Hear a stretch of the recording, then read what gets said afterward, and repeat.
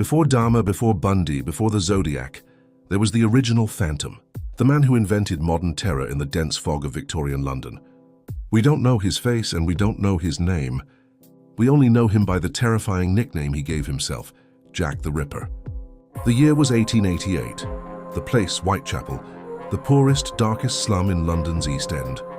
It was a maze of cobblestone streets, dimly lit by flickering gas lamps. In the span of just 3 months, this unknown predator brutally murdered at least 5 women. But it wasn't just that he killed them, it was how he did it.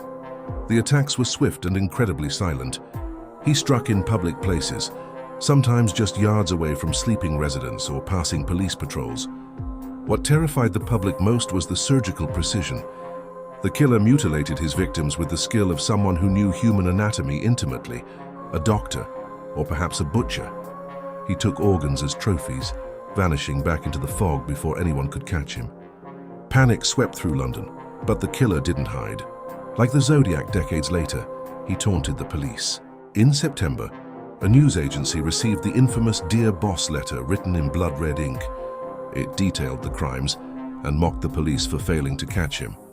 It was signed with the name that would haunt history for over a century, Jack the Ripper. The terror reached its peak in November, with the final and most brutal murder, that of Mary Kelly. And then just as suddenly as it had begun, it stopped. The killings ceased. Jack vanished forever. Who was he? Over the last 130 years, more than 100 suspects have been named. Theories range from a deranged surgeon to a Polish barber, and even a member of the British royal family. But the truth remains buried in the Whitechapel fog. He was the first criminal to become a global media superstar, proving that sometimes the scariest monsters are the ones we never unmask.